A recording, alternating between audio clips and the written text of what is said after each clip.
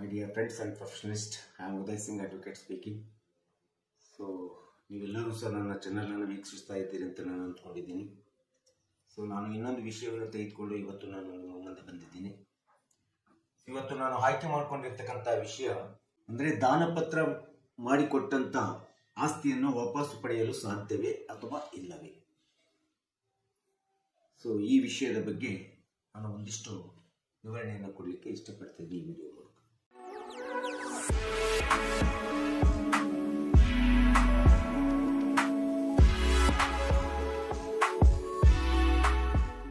ಹಿರಿಯ ನಾಗರಿಕ ಕಾಯ್ದೆ 2007 ಪ್ರಕಾರ ಇವತ್ತು ನಮ್ಮ ಕುಟುಂಬಗಳಲ್ಲಿ ತಂದೆ ಅಥವಾ ತಾಯಿ ಅಥವಾ ಯಾವುದೇ ಹಿರಿಯರು ಸಹ ತಾವು ಗಳಿಸಿದಂತ ಸಹರ್ಜಿತ ಆಸ್ತಿಯನ್ನ ಈ ಒಂದು ಹಿರಿಯ ನಾಗರಿಕ ಕಾಯ್ದೆಯ ಅನ್ವಯ ತಮ್ಮ ಮಗ ಅಥವಾ ಮಗಳಿಗೆ ದಾನ ಮಾಡಿಕೊಡ್ತಕ್ಕಂಥದ್ದು ಅಥವಾ ಗಿಫ್ಟೆಡ್ ಮಾಡತಕ್ಕಂಥದ್ದು ಒಂದು ಅತಿ ಪ್ರಮುಖವಾದಂತಹ ಕಾನೂನಿನ ಪ್ರಕ್ರಿಯೆ ಆಗಿದೆ ಇವತ್ತಿನ ದಿನಗಳಲ್ಲಿ.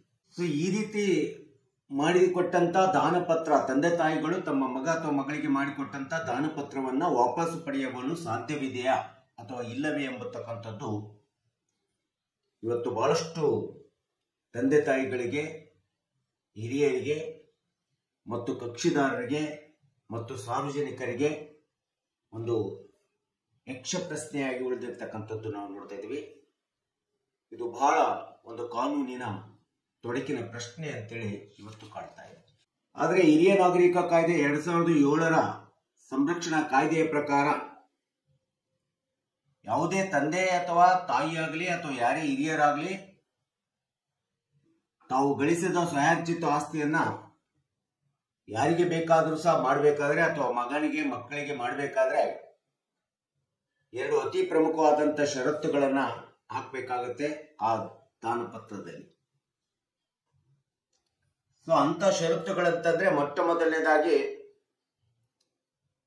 ನೀವು ಮಾಡುವಂತ ದಾನಪತ್ರ ಮಗ ಅಥವಾ ಮಗಳಿಗೆ ಅವರ ಮೇಲೆ ಇರ್ತಕ್ಕಂಥ ಪ್ರೀತಿ, ವಾತ್ಸಲ್ಯ, ಅನುಕರಣೆ, ಅನುಕಂಪ ಮತ್ತು ಲವ್ ಅಂಡ್ ಅಫೆಕ್ಷನ್ ಆಧಾರವನ್ನಿಸಿ ಈ ನಂಬಿಕೆ ವಿಶ್ವಾಸದ ಮೇಲೆ ನಾನು ನಿನಗೆ ಈ ದಾನಪತ್ರವನ್ನು ಮಾಡ್ತಾ ಇದ್ದೀನಿ ಮತ್ತು ನೀನು ಸಹ ಅದೇ ರೀತಿಯಾಗಿ ನಂಬಿಕೆ ವಿಶ್ವಾಸವನ್ನಿಟ್ಟು ನಮ್ಮ ಮೇಲೆ ಇದನ್ನು ಒಪ್ಕೊಳ್ತಾ ಇದ್ದೀಯ ಅಂತೇಳಿ ಹೇಳಬೇಕು. ಇದು ಮೊದಲನೇ ಷರತ್ತು.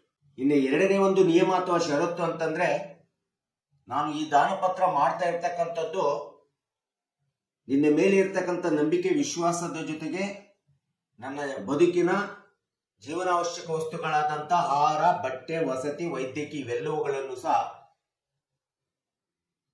ನನಗೆ ಒದಗಿಸಿಕೊಡ್ತೀಯಾ ಎಂಬತಕ್ಕಂಥ ವಿಶ್ವಾಸವನ್ನಿಟ್ಟು ನಾನು ಈ ದಾನಪತ್ರವನ್ನು ನಿನಗೆ ಮಾಡ್ತಾ ಇದ್ದೀನಿ ಎಂಬತಕ್ಕಂಥ ಎರಡನೇ ಷರತ್ತನ್ನು ಕೂಡ ಹಾಕಬೇಕಾಗುತ್ತೆ. ಒಂದು ವೇಳೆ ಈ 2 ಷರತ್ತುಗಳನ್ನು ಹಾಕದೆ ಸಾಮಾನ್ಯವಾಗಿ ನೀವು ಸುಮ್ಮನೆ ದಾನಪತ್ರವನ್ನು ಮಾಡಿಕೊಟ್ಟಂತ ಸಂದರ್ಭದಲ್ಲಿ ಯಾವುದೇ ಪ್ರತಿಫಲಾಪೇಕ್ಷೆಯನ್ನು ಪಡೆಯದೆ, ಪ್ರತಿಫಲವನ್ನು ನಿರೀಕ್ಷಿಸದೆ ಅಂತೇಳಿ ದಾನಪತ್ರ ಮಾಡಿಕೊಟ್ಟಂತ ಸಂದರ್ಭದಲ್ಲಿ ನೀವು ಮಾಡಿಕೊಟ್ಟಿರುವಂತ ದಾನಪತ್ರ ಕಾನೂನು ಬಾಹಿರ ಆಗ್ತದೆ, ಇನ್ವ್ಯಾಲಿಡ್ ಆಗ್ತದೆ, ವೈಡ್ ಅಂತೇಳಿ ಹೇಳ್ತೀವಿ. ಇಂಥ ಒಂದು ದಾನಪತ್ರಕ್ಕೆ ವಾಪಸ್ ಪಡಿಬೇಕಂತಂದ್ರೆ ನೀವು ಕೊಟ್ಟಂತ ಆಸ್ತಿಯನ್ನ ವಾಪಸ್ ಪಡಿಬೇಕಂದ್ರೆ ತುಂಬಾ ಕಷ್ಟ ಆಗ್ತದೆ ಈ ಒಂದು ಹಿರಿಯ ನಾಗರಿಕ ಕಾಯ್ದೆಯ ಪ್ರಕಾರ. ಈ ರೀತಿಯಾದಂತ ತಂದೆ ಅಥವಾ ತಾಯಿ ಮಾಡಿಕೊಟ್ಟಿರ್ತಕ್ಕಂಥ ದಾನಪತ್ರವನ್ನ ಪಡೆದುಕೊಂಡಂತ ಮಗ ಅಥವಾ ಮಗಳು ಟ್ರಾನ್ಸ್ಫರಿ ಅಂತೇಳಿ ಹೇಳ್ತೀವಿ.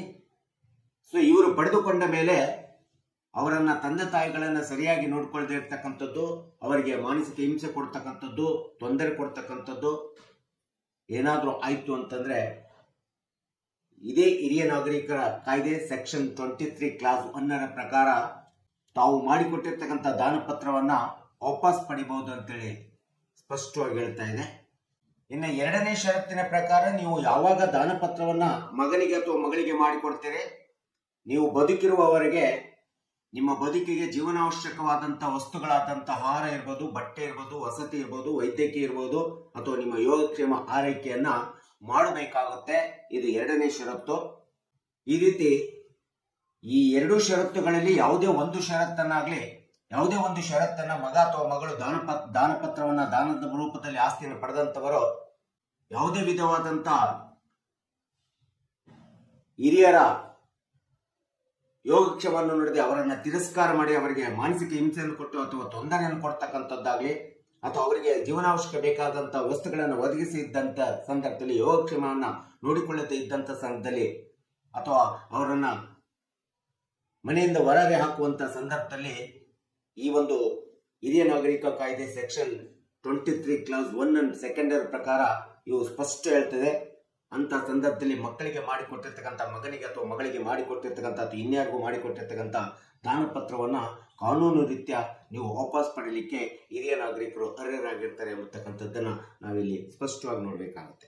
ಸೊ ಅಷ್ಟೇ ಅಲ್ಲದೆ ಈ ಒಂದು ಹಿರಿಯ ನಾಗರಿಕರ ಕಾನೂನು ಕಾಯ್ದೆಯ ಪ್ರಕಾರ ಹಿರಿಯರಿಗೆ ಬೇಕಾದಂತ ದಾನಪತ್ರವನ್ನು ಮಾಡಿಸಿಕೊಂಡ ಮೇಲೆ ಅವರು ಬದುಕಿರುವವರೆಗೆ ಅವರಿಗೆ ಬೇಕಾಗಿರ್ತಂತ ಆಹಾರವನ್ನ, ಬಟ್ಟೆಯನ್ನ, ವಸತಿಯನ್ನ, ವೈದ್ಯಕೀಯವನ್ನ, ಯೋಗಕ್ಷೇಮವನ್ನ ಒದಗಿಸಿಕೊಡ್ತಕ್ಕಂಥದ್ದು ಕಾನೂನು ಪ್ರಕಾರ ಇಟ್ ಇಸ್ ಎನ್ ಮ್ಯಾಂಡೇಟರಿ ಇನ್ ಲಾ ಅಂತ ಹೇಳ್ತೀವಿ.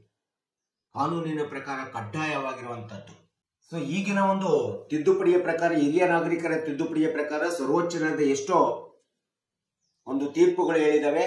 ಈ ಒಂದು ಸೆಕ್ಷನ್ನಿನ ಅಡಿಯಲ್ಲಿ ಈ ಸೆಕ್ಷನ್ 23 ಕ್ಲಾಸ್ 1 ಅಂಡ್ 2 ಪ್ರಕಾರ ಒಂದು ವೇಳೆ ಹಿರಿಯ ನಾಗರಿಕರು ಮಗನಿಗೆ ಮಗಳಿಗೆ ದಾನಪತ್ರ ಮಾಡಿಕೊಡುವಂತ ಸಂದರ್ಭದಲ್ಲಿ ಈ 2 ಷರತ್ತುಗಳನ್ನ ಒಳಪಡಿಸದೇ ಇದ್ದರೂ ಸಹ, ಒಂದು ವೇಳೆ ಒಳಪಡಿಸಿ ಮಾಡಿದ್ದರೂ ಸಹ ಅಥವಾ ಮಾಡದೇ ಇದ್ದರೂ ಸಹ, ಈ ಒಂದು ಹಿರಿಯ ನಾಗರಿಕರ ಕಾಯ್ದೆಯ ಮೂಲ ಉದ್ದೇಶದ ಪ್ರಕಾರ ಹಿರಿಯ ನಾಗರಿಕರನ್ನು ರಕ್ಷಣೆ ಮಾಡತಕ್ಕಂಥದ್ದು, ಯೋಗಕ್ಷೇಮವನ್ನು ನೋಡಿಕೊಳ್ಳತಕ್ಕಂಥದ್ದು, ಇದು ಪ್ರತಿಯೊಬ್ಬ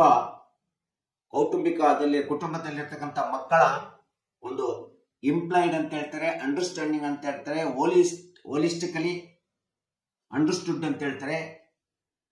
ಈ ಷರತ್ತುಗಳನ್ನ ಯಾವ ರೀತಿ ಅರ್ಥೈಸ್ಕೋಬೇಕಂತಂದ್ರೆ, ಯಾವುದೇ ಫಲವನ್ನ ನಿರೀಕ್ಷಣೆ ಮಾಡದೆ ಅಂತೇಳಿ ಅಂದ ತಕ್ಷಣ ನಾವು ಅವರಿಗೆ ನೋಡ್ಕೊಳ್ಬಾರ್ದು ಎಂಬತಕ್ಕಂಥದ್ದನ್ನ ಅರ್ಥೈಸ್ಕೊಳ್ಬಾರ್ದು, ತಪ್ಪಾಗಿ ಅರ್ಥೈಸ್ಕೊಳ್ಬಾರ್ದು. ಮಕ್ಕಳು ಅವರಿಗೆ ಇದನ್ನ ಪಾವಿತ್ರಿಕವಾಗಿ ಒಂದು ಇಂಪ್ಲೈಡ್ ಅಂತ ಹೇಳ್ತೀವಿ, ಪಾವಿತ್ರಿಕವಾಗಿ ಇಂಪ್ಲೈಡ್ ಆಗಿ ಅಥವಾ ಹೋಲಿಸ್ಟಿಕಲಿ ಪವಿತ್ರವಾಗಿ, ಪರಿಶುದ್ಧವಾಗಿ, ಮನಃಪೂರ್ವಕವಾಗಿ ಹಿರಿಯರ ತಂದೆ ತಾಯಿಗಳು ಯೋಗಕ್ಷೇಮವನ್ನು ನೋಡ್ಕೋಬೇಕಂತೇಳಿ, ಅರ್ಥೈಸ್ಕೋಬೇಕಂತೇಳಿ ಈ ಒಂದು ಹಿರಿಯ ನಾಗರಿಕರ ಸಂರಕ್ಷಣಾ ಕಾಯ್ದೆ 2017ರಲ್ಲಿ ಈ ಷರತ್ತುಗಳ ಅರ್ಥವನ್ನ ಈ ಕಾನೂನಿನಲ್ಲಿ ಸೆಕ್ಷನ್ 23 ಕ್ಲಾಸ್ 1 ಅಂಡ್ 2 ದಲ್ಲಿ ಹೇಳಿರ್ತಕ್ಕಂಥದ್ದನ್ನ ನಾವಿಲ್ಲಿ ಅರ್ಥ ಮಾಡ್ಕೋಬೇಕಾಗುತ್ತೆ. ಅಷ್ಟೇ ಅಲ್ಲದೆ ಈ ಒಂದು ಕಾನೂನಿನ ಪ್ರಕಾರ ತಂದೆ ತಾಯಿಗಳನ್ನ ಮತ್ತು ಕುಟುಂಬದಲ್ಲಿ ಹಿರಿಯರನ್ನು ನೋಡಿಕೊಳ್ಳತಕ್ಕಂಥದ್ದು ಪ್ರತಿಯೊಬ್ಬ ಮಗ ಅಥವಾ ಮಕ್ಕಳ ಒಂದು ನೈತಿಕ ಕರ್ತವ್ಯವಾಗಿದೆ.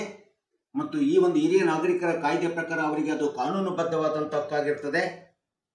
ಈ ರೀತಿಯಾದಂತ ಕಾನೂನುಬದ್ಧವಾದಂತ, ಸಂವಿಧಾನಬದ್ಧವಾದಂತ ಹಕ್ಕನ್ನು ಪಡ್ಕೊಂಡಿರ್ತಾರೆ ಅವರು. ಈ ಕಾಯ್ದೆ ಪ್ರಕಾರ ಅವರನ್ನು ನೋಡಿಕೊಳ್ಳತಕ್ಕಂಥದ್ದು ಪ್ರತಿಯೊಬ್ಬ ಮಕ್ಕಳ ಒಂದು ನೈತಿಕ ಹೊಣೆಯಾಗಿದೆ ಮತ್ತು ಕಾನೂನುಬದ್ಧವಾದಂತ ಜವಾಬ್ದಾರಿ ಆಗಿದೆ ಎಂಬತಕ್ಕಂಥದ್ದನ್ನ ಈ ಒಂದು ಹಿರಿಯ ನಾಗರಿಕ ಕಾಯ್ದೆ ಹೇಳ್ತಕ್ಕಂಥದ್ದು ನಾವು ನೋಡ್ತಾ ಇದ್ದೀವಿ.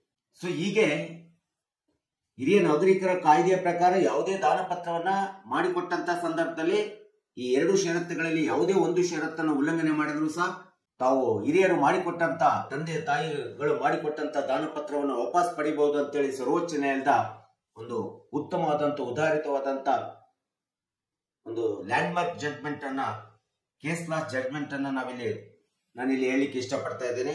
ಅಂತ ಒಂದು ಕೇಸ್ ಕ್ಲಾಸ್ ಉದಾಹರಣೆ ಅಂತಂದ್ರೆ Sudesh versus Ramidevi, SC 06/12/2002, appeal SCC 174/2022, Sudesh versus Ramidevi ಎಂಬತಕ್ಕಂಥ ಒಂದು ಕೇಸ್ ಕ್ಲಾಸ್ ಅನ್ನ ರೆಫರೆನ್ಸ್ ಅನ್ನ ನೋಡಿದಾಗ, ಸೊ ಈ ರೀತಿ ಮಾಡಿಕೊಟ್ಟಂತ ದಾನಪತ್ರವನ್ನ ಮತ್ತೆ ರೀಕ್ಲೈಮ್ ಮಾಡಲಿಕ್ಕೆ ಈ ಒಂದು ಕಾಯ್ದೆಯಲ್ಲಿ ಸೆಕ್ಷನ್ 23 ಕ್ಲಾಸ್ 1 ಅಂಡ್ 2 ತುಂಬಾ ಅನುಕೂಲ ಆಗಿರ್ತಕ್ಕಂಥದ್ದನ್ನ ನಾವಿಲ್ಲಿ ಮಾಡ್ತೀವಿ. ಸೊ ಇನ್ನೂ ಒಂದು ಅಂಶ ಅಂತಂದ್ರೆ, ಈ ಒಂದು ಹಿರಿಯ ನಾಗರಿಕರ ಕಾಯ್ದೆ 2007 ಸೆಕ್ಷನ್ 24, ಈ ಒಂದು 24ರ ಸೆಕ್ಷನ್ ಪ್ರಕಾರ ಯಾವುದೇ ಕುಟುಂಬದಲ್ಲಿ ಮಕ್ಕಳಿಂದಾಗಲಿ ಅಥವಾ ಇನ್ಯಾರಿಂದಲೇ ಆಗಲಿ ಹಿರಿಯ ನಾಗರಿಕರಿಗೆ ಏಕಾಂಗಿಯನ್ನಾಗಿ ಮಾಡಿ ಅವರಿಗೆ ಮಾನಸಿಕ ಹಿಂಸೆಯನ್ನು ಕೊಟ್ಟು ಅಥವಾ ಬಡಿಯೋದು ಎಂಬತಕ್ಕಂಥದ್ದನ್ನು ಮಾಡಿದಂಥ ಸಂದರ್ಭದಲ್ಲಿ ಈ ಒಂದು ಸೆಕ್ಷನ್ 24ರ ಪ್ರಕಾರ CRPC 1973 ಪ್ರಕಾರ ಕ್ರಿಮಿನಲ್ ದಾವಿಯನ್ನ ಅಂತ ಒಂದು ಮಕ್ಕಳ ವಿರುದ್ಧ ಅಥವಾ ಇನ್ಯಾರ ವಿರುದ್ಧ ತೆಗೆದುಕೊಳ್ಳುವಂತ ಅವಕಾಶ ಪ್ರತಿಯೊಂದು ಇಲಾಖಾ ಪೊಲೀಸ್ ಅಧಿಕಾರಿಗಳಿದೆ. ಇಲಾಖಾ ಪೊಲೀಸ್ ಅಧಿಕಾರಿಗಳು ಸ್ವಇಚ್ಛೆಯಿಂದ ಅಂತ ಒಂದು ಮಕ್ಕಳ ಮೇಲೆ, ಅಂತ ಒಂದು ಸಾರ್ವಜನಿಕರ ಮೇಲೆ ಒಂದು FIR ಅನ್ನು ಸ್ವಯಂ ದಾಖಲಿಸಿಕೊಳ್ಬೇಕಾಗುತ್ತೆ. ಸೊ ದಾಖಲಿಸಿಕೊಂಡು ಅವರಿಗೆ ಒಂದು ಇದು ಶಿಕ್ಷಾರ್ಹ ಅಪರಾಧ ಎಂಬತಕ್ಕಂಥದ್ದನ್ನ ತೋರಿಸ್ಕೊಡ್ಬೇಕಾಗುತ್ತೆ. ಸೊ ಈ ರೀತಿಯಾದಂತ ಹಿರಿಯ ನಾಗರಿಕರಿಗೆ ಮಾನಸಿಕ ಹಿಂಸೆ, ಶಾರೀರಿಕ ತೊಂದರೆ, ಇನ್ಯಾವುದೇ ರೀತಿಯಾದಂತ ತೊಂದರೆಯನ್ನು ಕೊಟ್ಟಂತ ಸಂದರ್ಭದಲ್ಲಿ ಈ ಒಂದು ಸೆಕ್ಷನ್ ಪ್ರಕಾರ ಸೊ ಅಂತವರಿಗೆ 3 ರಿಂದ 6 ತಿಂಗಳು ಜೈಲು ಶಿಕ್ಷೆ ಇರ್ತದೆ. 5,000 ವರೆಗೆ ದಂಡ ಇರ್ತದೆ, ಅಥವಾ 5,000 ರು ದಂಡ ಮತ್ತು 3 ರಿಂದ 6 ತಿಂಗಳವರೆಗೆ ಜೈಲು ಶಿಕ್ಷೆ ಎರಡನ್ನೂ ಸಹ ಅನುಭವಿಸತಕ್ಕಂಥದ್ದು ಇರ್ತದೆ ಎಂಬತಕ್ಕಂಥದ್ದನ್ನ ನಾವಿಲ್ಲಿ ಮರಿಬೇಡ್ದು. ಸೊ ಇದನ್ನ ಸೊ ಕುಟುಂಬದಲ್ಲಿ ಮಗ ಅಥವಾ ಮಕ್ಕಳು ಅರ್ಥ ಮಾಡ್ಕೋಬೇಕಂತೇಳಿ ಹೇಳ್ತೀವಿ. ಸೊ ಈ ಹಿನ್ನೆಲೆಯಲ್ಲಿ ನೋಡಿದಾಗ ಈ ಒಂದು ಹಿರಿಯ ನಾಗರಿಕರ ಕಾಯ್ದೆ 2007 ಸೆಕ್ಷನ್ 23 ಕ್ಲಾಸ್ 1 ಕ್ಲಾಸ್ 2 ಸೆಕ್ಷನ್ 24 ಪ್ರಕಾರ ಈ 2 ಷರತ್ತುಗಳಲ್ಲಿ ಯಾವುದೇ ಒಂದು ಷರತ್ತನ್ನಾಗ್ಲಿ ಮಕ್ಕಳು ಈಡೇರಿಸದೆ ತಿರಸ್ಕಾರ ಮಾಡಿದ್ರು ಅಂತಂದ್ರೆ, ಹಿರಿಯರ ಯೋಗಕ್ಷೇಮವನ್ನು ನೋಡ್ಕೊಳ್ಳಿಲ್ಲ ಅಂತಂದ್ರೆ, ಸೊ ಅಂತ ಸಂದರ್ಭದಲ್ಲಿ ನೀವು ಇವತ್ತಿನ ದಿನಗಳಲ್ಲಿ AC ಕೋರ್ಟ್ಗಳಲ್ಲಿ ಬಹಳಷ್ಟು ವ್ಯಾಜ್ಯಗಳು, ಹಿರಿಯ ನಾಗರಿಕರ ವ್ಯಾಜ್ಯಗಳು ಇವತ್ತು ದಾಖಲಾಗ್ತಾ ಇದ್ದಾವೆ. ಇಂಥ ಒಂದು ದಾಖಲಾದಂತ ವ್ಯಾಜ್ಯಗಳಿಗೆ ಈ ಒಂದು ಸೆಕ್ಷನ್ಸ್ ಗಳನ್ನು ಅಪ್ಲೈ ಮಾಡಿ ಅಸಿಸ್ಟೆಂಟ್ ಕಮಿಷನರ್ಸ್ಗಳು, ನ್ಯಾಯಾಧೀಶರು, ಅಸಿಸ್ಟೆಂಟ್ ಕಮಿಷನರ್ ಕೋರ್ಟ್ನಲ್ಲಿರ್ತಕ್ಕಂಥ ನ್ಯಾಯಾಧೀಶಗಳು ಮತ್ತು ವಕೀಲರುಗಳು ಈ ಒಂದು ಸರಿಯಾದ ರೀತಿಯಾದಂತಹ ಸೆಕ್ಷನ್ ಅನ್ನು ಅಪ್ಲೈ ಮಾಡಿ ನಾವು ಕನ್ವಿನ್ಸ್ ಮಾಡಿದಂತ ಸಂದರ್ಭದಲ್ಲಿ ಸೊ ನ್ಯಾಯಾಧೀಶರು ಇದನ್ನ ಪರಿಗಣನೆಗೆ ತೆಗೆದುಕೊಂಡು ಸೊ ಇಂಥ ಒಂದು ಮಕ್ಕಳು ದಾನ ಮಾಡಿಸ್ಕೊಂಡ್ಬಿಟ್ಟು ಅಥವಾ ಗಿಫ್ಟ್ ಡೀಡ್ ಅನ್ನ ಮಾಡಿಸ್ಕೊಂಡು ನಂತರ ತಂದೆ ತಾಯಿಗಳಿಗೆ ಪುನಃ ತೊಂದರೆ ಕೊಡ್ತಕ್ಕಂಥ ಒಂದು ಹಿರಿಯ ನಾಗರಿಕರಿಗೆ ಒಂದು ಸಂರಕ್ಷಣೆ ಕೊಡಬೇಕೆಂಬತಕ್ಕಂಥ, ಅವರ ರಕ್ಷಣೆಯನ್ನು ಆಗಬೇಕು, ಅವರು ತಮ್ಮ ಕೊನೆಗಾಲದಲ್ಲಿ ಚೆನ್ನಾಗಿ ಇರಬೇಕೆಂಬತಕ್ಕಂಥ ಹಿನ್ನೆಲೆಯನ್ನು ಇಟ್ಕೊಂಡು ಈ ಒಂದು 2007 ಹಿರಿಯ ನಾಗರಿಕರ ಕಾಯ್ದೆ ಜಾರಿ ಬಂದಿದೆ. ಇದನ್ನು ಸಮರ್ಥವಾಗಿ ಸೊ ನಾವೆಲ್ಲರೂ ಸಹ ತಿಳ್ಕೋಬೇಕೆಂಬತಕ್ಕಂಥ ಹಿನ್ನೆಲೆಯನ್ನು ಇಟ್ಕೊಂಡು ಹಿರಿಯ ನಾಗರಿಕರಿಗೆ ಮತ್ತು ಕಕ್ಷಿದಾರರಿಗೆ ಮತ್ತು ಸಾರ್ವಜನಿಕರಿಗೆ ಮತ್ತು ಇವತ್ತಿನ ಯುವ ಜನಾಂಗಕ್ಕೆ, ಅದು ಹೆಣ್ಮಕ್ಳಿರಲಿ ಗಂಡ್ಮಕ್ಳಿರಲಿ, ಇವತ್ತಿನ ಯುವ ಜನಾಂಗಕ್ಕೆ ಗೊತ್ತಾಗಲಿ ಎಂಬತಕ್ಕಂಥ ಹಿನ್ನೆಲೆಯನ್ನು ಇಟ್ಕೊಂಡು ನಾನು ಈ ವಿಡಿಯೋನ ಮಾಡಿದ್ದೇನೆ. ಸೊ ಈ ವಿಡಿಯೋ ಇಷ್ಟ ಆಗಿದ್ರೆ ನೀವೆಲ್ಲರೂ ಸಹ ನನ್ನ ವಿಡಿಯೋಗೆ ಕಮೆಂಟ್ ಮಾಡಿ ಮತ್ತು ನನ್ನ ವಿಡಿಯೋನ ವೀಕ್ಷಿಸಿ ಮತ್ತು ನನ್ನ ವಿಡಿಯೋಗೆ ಸಬ್ಸ್ಕ್ರೈಬ್ ಆಗೋದನ್ನು ಮರಿಬೇಡಿ ಅಂತ ಹೇಳ್ತಾ ಇವತ್ತಿನ ವಿಡಿಯೋಗೆ ವಿರಾಮವನ್ನು ಹೇಳ್ತೀನಿ. ಸೊ ಇನ್ನೊಂದು ವಿಷಯವನ್ನು ತೆಗೆದುಕೊಂಡು ನಾನು ನಿಮ್ಮ ಮುಂದೆ ಬರ್ತೀನಿ. ಜೈ ಹಿಂದ್, ಜೈ ಕರ್ನಾಟಕ.